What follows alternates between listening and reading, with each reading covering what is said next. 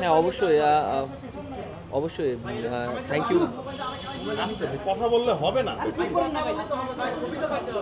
পান ছবি নেন। সরি ক্যাপ্টেন, টাকাটা আসলে ফেরত পেয়েছেন, নিশ্চয়ই একটু স্বস্তিরও বিষয়।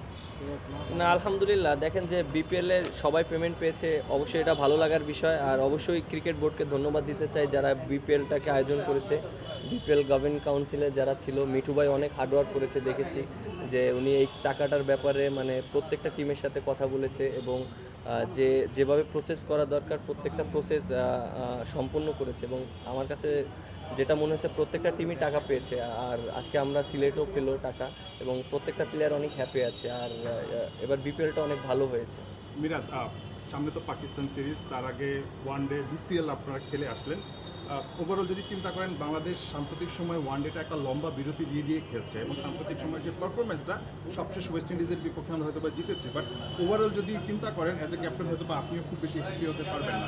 সো এটা তো আমাদের জন্য নতুন একটা পরীক্ষা পাকিস্তানের বিপক্ষে। তার আগে বিসিএলটা দিয়ে আসলে প্রিপারেশনটা কেমন হলো যদি বলতেন। না, দেখেন যে বিসিএলের যে প্রিপারেশনটা ছিল এটা একটা খুব ভালো একটা প্রিপারেশন ছিল আমার কাছে মনে হয়। আমরা ওখানে ম্যাচ খেলেছি, দেখেন রাজশাহী বগুড়া আমরা যেখানে খেলেছি উইকেটটা অনেক ভালো ছিল। দেখেন গতকালকে কিন্তু প্রায় 322-এর মতন চেঞ্জ হয়েছে। এটা একটা অবশ্যই ওয়ানডে ফরম্যাটের জন্য এটা একটা পজিটিভ দিক এবং আমার কাছে মনে হয়। আর আপনি দেখেন বগুড়ার যেখানে খেলা হয়েছে ওখানে 300 রানের স্কোর হয়েছে। বাট আমি অনেক হ্যাপি যে এরকম বড় স্কোর হচ্ছে, ব্যাটসম্যানরা রান পাচ্ছে এবং সবাই একটা কম্পিটিশনের ভিতরে আছে। সো আমার কাছে মনে হয় এরকম যদি কম্পিটিশন থাকে দেশের ক্রিকেট আরও অনেক ডেভেলপ হবে। বিরাট, সবশেষ যদি 15টা ওয়ানডের কথা বলি, মাত্র 3টা ওয়ানডে ব্যাট প্যাচের মধ্যে আছে। এ থেকে 2027-এ সরাসরি কোয়ালিফাই করা অনেক কঠিন সমীকরণ। পাকিস্তান সিরিজ নিয়ে যদি একটু বলতেন আসলে প্রত্যাশাটা কি থাকবে? দেখেন এখন তো বিসিএল খেলা চলছে, এখন সামনে যেহেতু আমাদের ওডিআই অনেক ম্যাচ আছে, সো আমরা ওইভাবে প্ল্যান করব, আমরা ওইভাবে বসে একটা সুন্দর একটা সেট আপ করবো যেহেতু সামনে ওয়ার্ল্ড কাপ আছে। আর আমরা যেহেতু অনেক দিন পর ওডিআই খেলছি, এবছর আমাদের ওডিআই অনেক বেশি ম্যাচ, সো আমরা একটা সুন্দর একটা প্ল্যান করতে পারবো। আমরা তো বিশ্বকাপে খেলতে পারেন, এটা দুর্ভাগ্যজনকভাবে, কিন্তু আমাদের এখন মেন ফোকাস যেটা বিসিবি বলছে যে 27-এর ওডিআই বিশ্বকাপ। আপনি ক্যাপ্টেন, ওই বিশ্বকাপ নিয়ে কী ভাবছেন বা আমরা কীভাবে আগাতে পারি?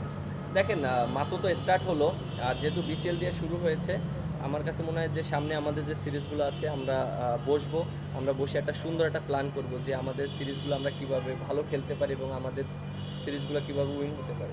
আপনি যদি দেখেন মিরাজ, সাম্প্রতিক সময় মানে আমাদের 50 ওভারের ম্যাচে 50 ওভার আসলে খেলতে আমরা ব্যর্থ হচ্ছি বারবার। লাস্ট 10টা ম্যাচে বোধ হয় 7টাতেই আমরা খেলতে পারিনি, লাস্ট ওয়েস্ট ইন্ডিজের বিপক্ষে খেলেছি। সো এই জায়গাগুলো নিয়ে কি আলোচনা করছেন অ্যাজ এ ক্যাপ্টেন সবার সঙ্গে যে আসলে কীভাবে ইমপ্রুভ করা যায় বা ওডিআইতে আসলে কীভাবে সেই যে পছন্দের ফর্মেট সেটা আসলে হয়ে ওঠা যায়? দেখেন আমরা যে ওডিআই ম্যাচগুলো খেলেছি অনেক গ্যাপে খেলেছি এবং তখন কিন্তু একটা ফোকাস ছিল যে টি-20 খেলাটা নিয়ে এবং বেশি আমরা টি-20 খেলেছি এবং আমরা যখন ওডিআই খেলেছি অনেক গ্যাপে আমরা খেলেছি। সো ওইভাবে প্ল্যানও করা হয়নি, বাট আমার কাছে মনে হয় যে জিনিসটা যেহেতু সামনে ওডিআই অনেক লং টাইমে আমাদের যেতে হবে এবং আমাদের অনেক খেলা আছে, সো আমরা সুন্দর একটা প্ল্যান করতে পারবো। আমাদের নিয়ে কি খুব বেশি কাটাছাড়া করতে চাচ্ছেন? আর সাকিব আল হাসানের অন্তর্ভুক্তির একটা কথা আছে, সাকিব আল হাসান আপনার দলে কতটুকু ইম্পর্টেন্ট, কবে থেকে সে থাকলে আপনার জন্য ভালো হয়? দেখেন আপনি যেটা বললেন যে সাকিব ভাইয়ের যে ইস্যুটা, এটা তো সম্পূর্ণটা আমরা সবাই জানি। এটা সাকিব ভাই থাকলে তো একটা ক্যাপ্টেনের জন্য অনেক ইজি হয়ে যায় টিম কম্বিনেশন করার ক্ষেত্রে। এবং যেহেতু এটা বোর্ডের সাথে আলোচনা চলছে, ক্রিকেট বোর্ডের ডিসিশন, এর আগেও আপনারা শুনেছেন যে সাকিব ভাইয়ের ব্যাপারে সবাই পজিটিভ আছে। বাট আমার কাছে মনে হয় যে যে প্রসেসগুলো আছে সেগুলো যদি সবাই হ্যান্ডেল করতে পারে তাহলে জিনিসটা ইজি হয়ে যাবে। অ্যাজ এ ক্যাপ্টেন মিরাজ, আপনার সঙ্গে কি সাকিবের এই সাম্প্রতিক সময় এই যে এত আলোচনা হচ্ছে, যেহেতু আপনি ক্যাপ্টেন, আবার 2027 বিশ্বকাপকে কেন্দ্র করেও সাকিবকে নিয়ে অনেক আলোচনা হচ্ছে, যে ওই জায়গাটায় যদি সাকিব আসে হয়তো বা দলের অনেক ভালো হবে, অ্যাজ এ ক্যাপ্টেন আপনিও হয়তো অনেক বেশি হ্যাপি হবেন।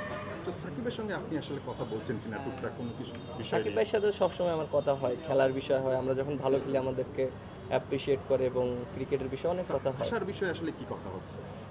আসার বিষয় এখন এটা তো আমরা মনে করেন কি যে এটা একটা কথার মাধ্যমে হচ্ছে, এখন এটা ডিসিশন তো সম্পূর্ণটা আপনারা জানেন যে ক্রিকেট বোর্ড এবং যারা ওনার যে ইস্যুটা আছে এই জিনিসটা আমার কাছে মনে হয় যে তাদের যদি এই জিনিসটা ইস্যুটা সলভ করে তাহলে ওনার জন্য খেলাটা ইজি হয়ে যাবে। আর অ্যাজ এ ক্যাপ্টেন হিসাবে এরকম একটা প্লেয়ার যদি টিমে থাকে এটা আমার জন্য অনেক ইজি হয়ে যাবে। মিরাজ, এই লেভেলের ক্যাপ্টেন্সি করেছে, ন্যাশনাল টিমের ক্যাপ্টেন্সির উত্তাপটা টের পান কিনা? পরে ক্যাপ্টেন একটা কোয়েশ্চেন, আসেন আপনি আসেন। এই বুমদার